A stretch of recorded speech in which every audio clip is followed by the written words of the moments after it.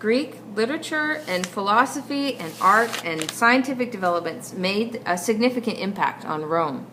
Still, the greatest Roman authors wrote in Latin. In his epic poem, the Aeneid, Roman poet Virgil tried to show that Rome was as heroic as Greece. Others used poetry to satirize or make fun of Roman society. Roman historians pursued their own theme, recalling Rome's triumphant past in an attempt to renew patriotism. In philosophy, Roman thinkers were impressed with the Hellenistic philosophy of Stoicism. Like their Greek predecessors, Roman sculptors realistically portrayed their subjects, focusing on every detail. However, the Romans distinguished themselves by also focusing on individual character. Art, too, was an important aspect of Roman culture. Artists depict scenes from Roman literature and daily life in frescoes and mosaics, which are pictures made from chips of colored stone or glass. Another distinction that set the Romans apart from the Greeks was their architecture. Unlike the Greeks, the Romans emphasized grandeur. They built immense palaces, temples, and stadiums, which stood as impressive monuments to Roman power. The Romans also improved structures such as columns and arches, utilizing concrete as a building material. They developed the arch and the dome as a roof for large spaces. In addition, the Romans excelled in engineering, which is the application of science and mathematics to develop useful structures and machines. Romans engineered and built roads, bridges, and harbors throughout the empire. They built many aqueducts, or bridge-like stone structures that carried water from the hills into the Roman cities. In general, the Romans entrusted the Greeks, who were by that time citizens of the empire, with scientific research.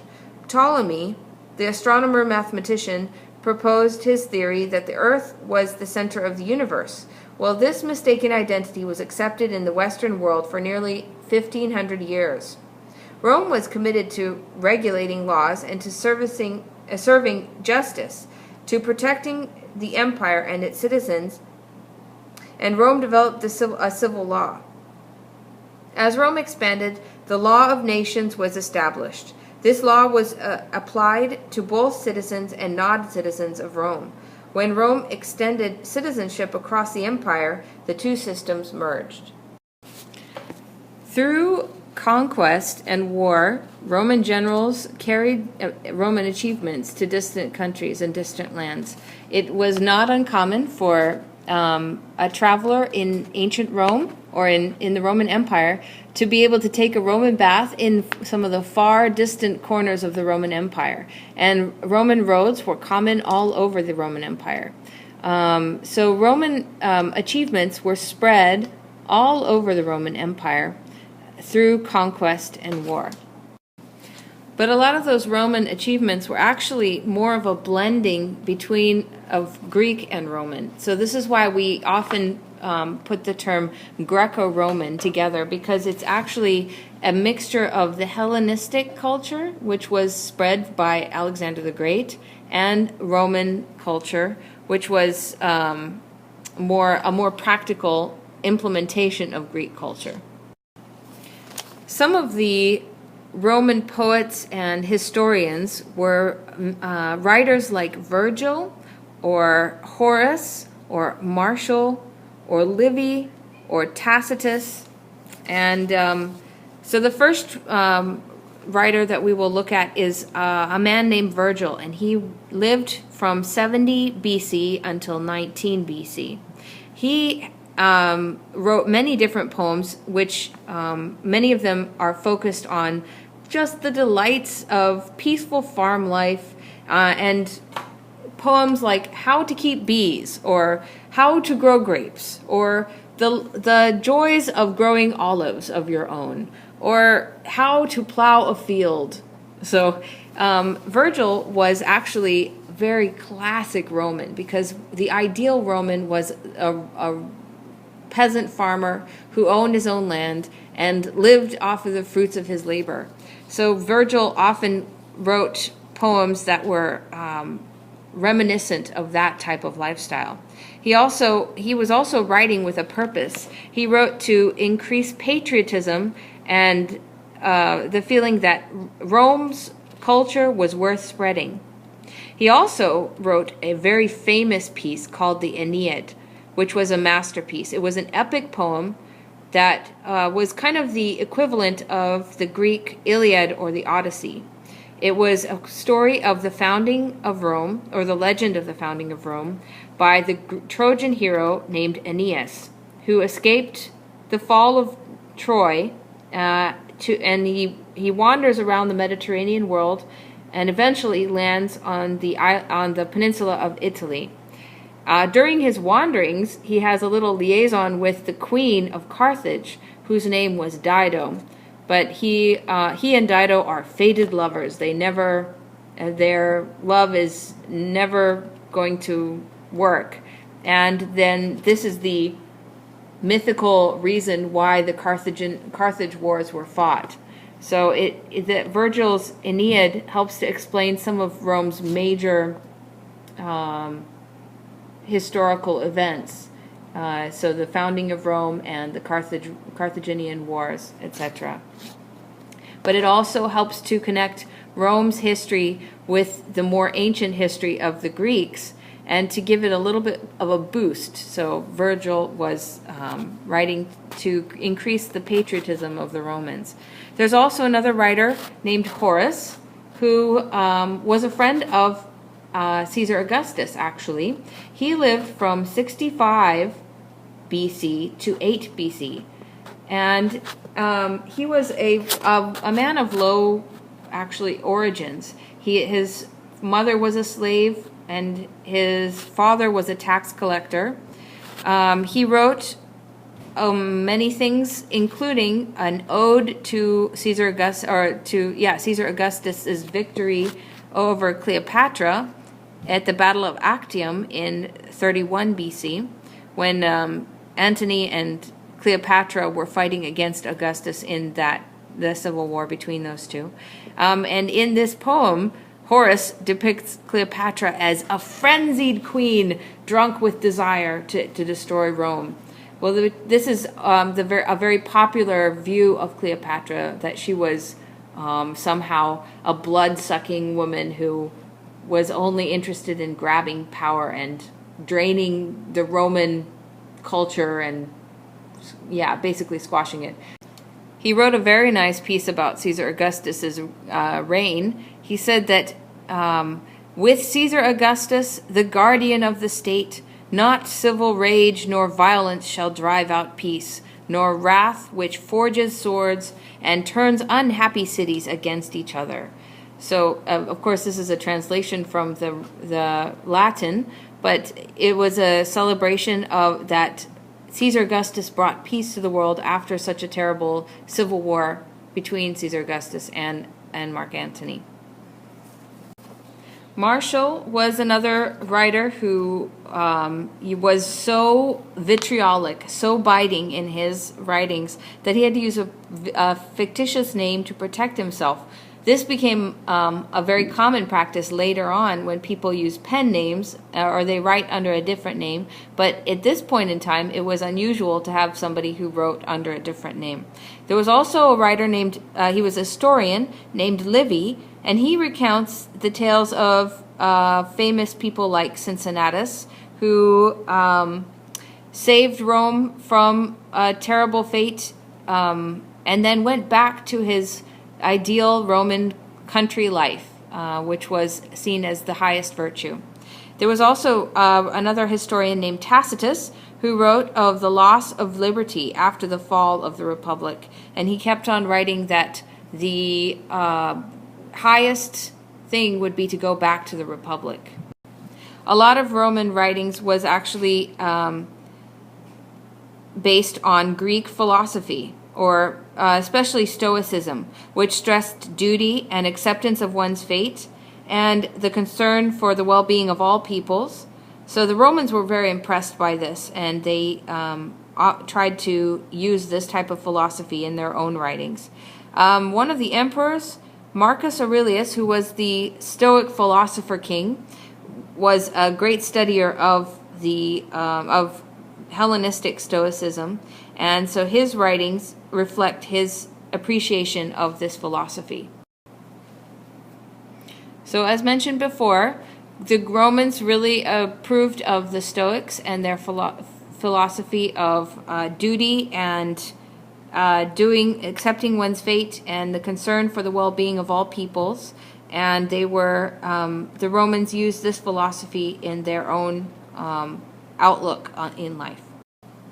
One of the things that's considered to be the genius of Roman culture is their architecture, and these are some perfect examples of the architecture that you'll see in many places that were conquered by Rome. This is an aqueduct. Well, actually, up here is the aqueduct, and down here is a footbridge that is used by people even today. So the aqueduct would have been a water channel that would have brought water in from a distant place into a city or a town, and it would enable the people to have fresh water to drink, and would have supplied the baths. And this is an example of a bath. This is actually Bath, England, where this is one of the far outreaches of the Empire of Rome. But they built baths even in the boonies out there, and this is a classic Roman bath. So this would have been the main cooling pool, but a bath would have had many different chambers for different purposes. You would have had one chamber for exercise, another one for massages, another one that would have been for heating, and it would have been extremely hot in there, and it would have got you all sweaty. And then you'd have another one for cooling off, and this was a pool probably for cooling off and just hanging out, kind of like a swimming pool today. So also in the arts there was, this is a Colosseum. This is a Colosseum in North Africa. They found Colosseums in many different places, or a place where they would have games and circuses. So, but this is not the type of circus that we have today, which just has acrobats. In this day, it would have been mainly gladiators and animal fights and people fighting animals and animals fighting one another, and it was generally a very gory spectacle, but in some ways similar to the type of entertainment that we have today in our movies. We have a lot of violence in our movies, and so some people argue that modern day just has a different variation of that. Okay, so Roman arts. The artists were used several different mediums. Number one, they would do sculpture, and sculpture often stressed realism. Usually in the face, they would be realistic. In the body, they would be stylistic. So you would have had a kind of a model or a cookie cutter body with a head that would have been unique to that person, or a portrait of the person. So they would often stick a head onto a body that was not their own. It's kind of odd. But anyway, so the Romans were thought that realism was very important. They tried to focus on the subject's character and their expression to show up in the essence of who they were. Some sculptures were very idealistic. The body is very muscular and ripply, but the face is like wrinkly and has warts on it and things like that. So it's interesting, the differences. And they were trying to portray such things like power or grace or strength. Another medium that the Romans used would be mosaic, which is basically artwork that is created with little bits of stone or glass.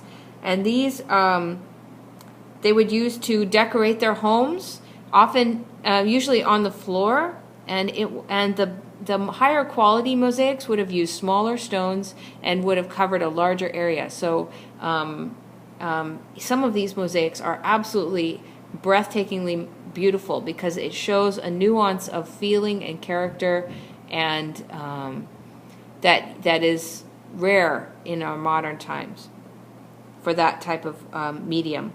there was a volcanic eruption in 79 AD of Mount Vesuvius that completely covered over several towns. One town called Pompeii, which has only, well, it's been known to be there for at least 150 years, but much of it has been protected from looters because of the covering of ash. So archaeologists are able to go in and see some of these mosaics that were done and have been preserved for so long, and they are astounded by their beauty.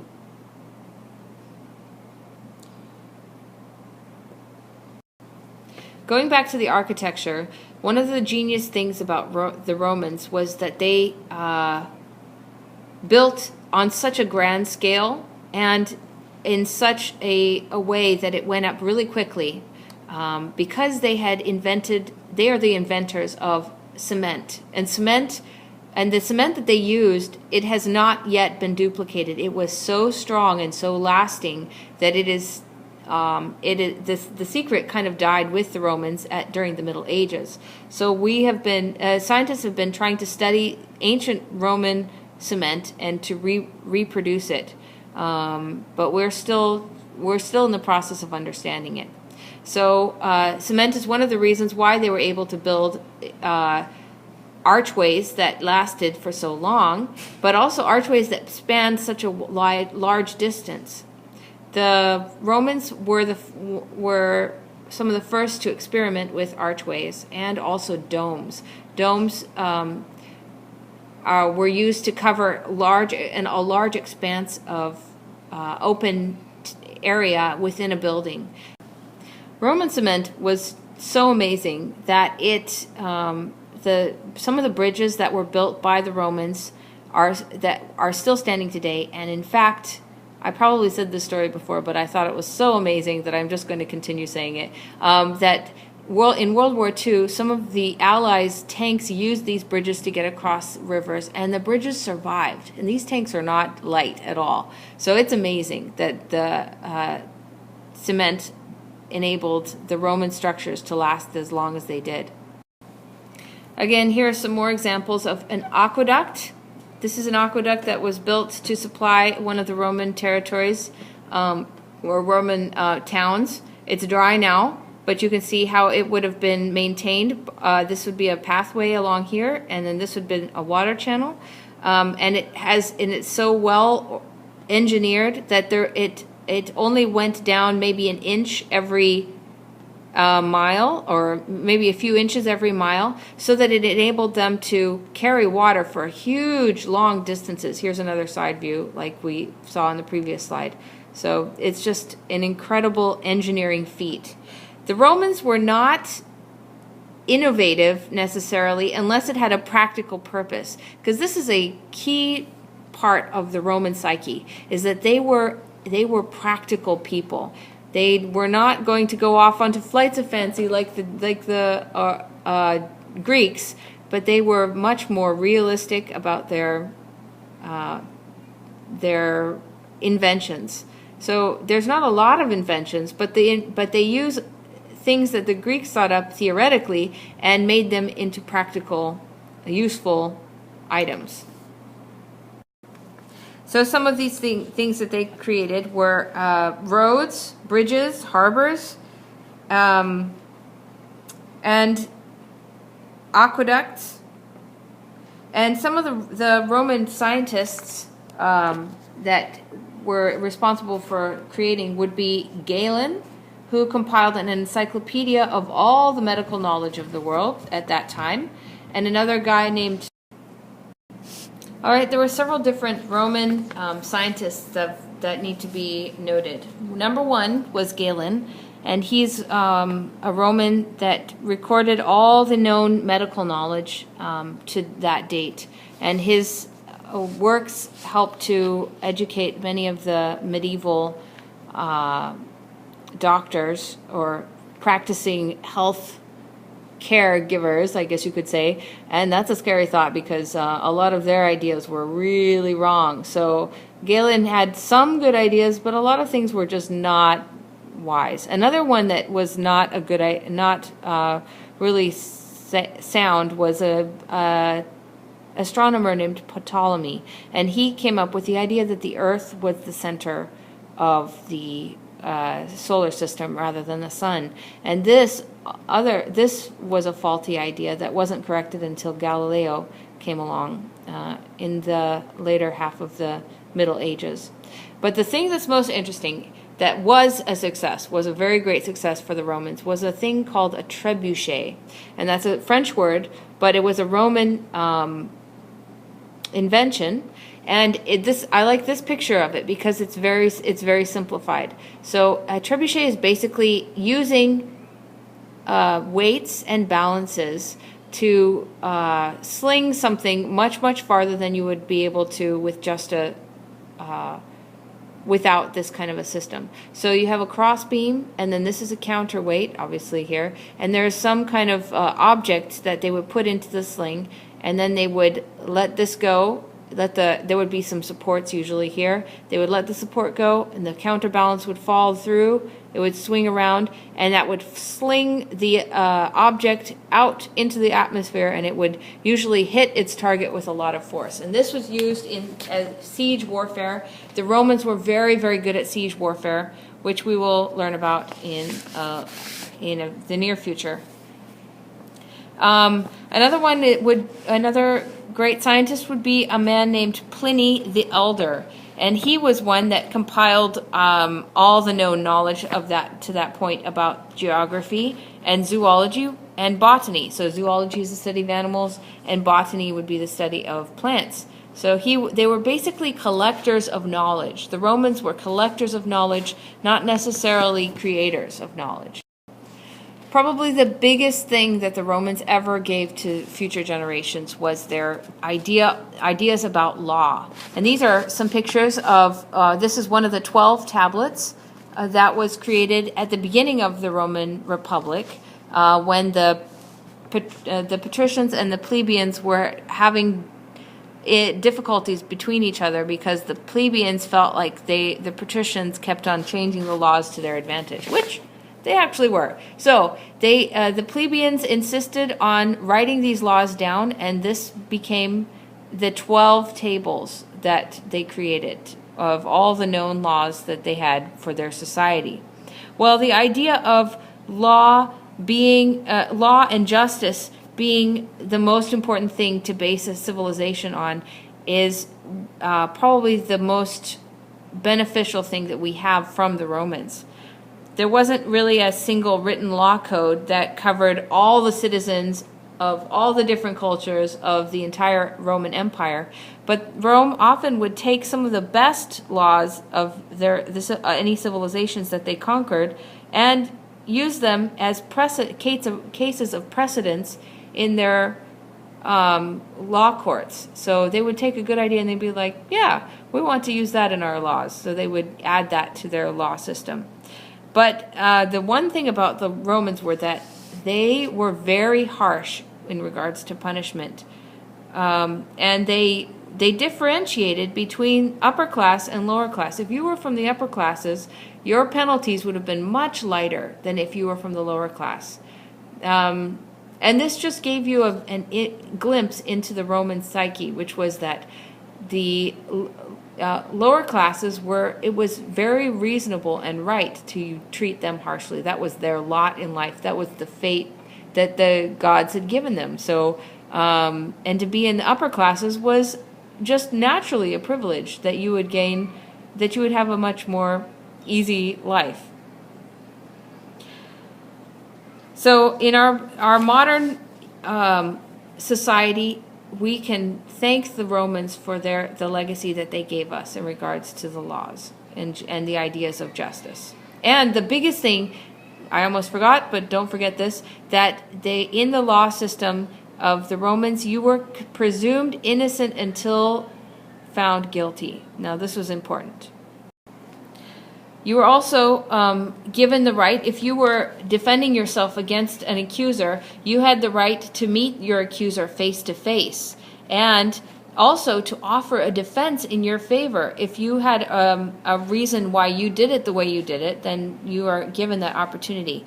You also have to give clear evidence that proves somebody guilty. You can't just claim that they're guilty. You have to show why and how they're guilty. And judges are required to interpret the laws fairly, so they're held accountable for their decisions.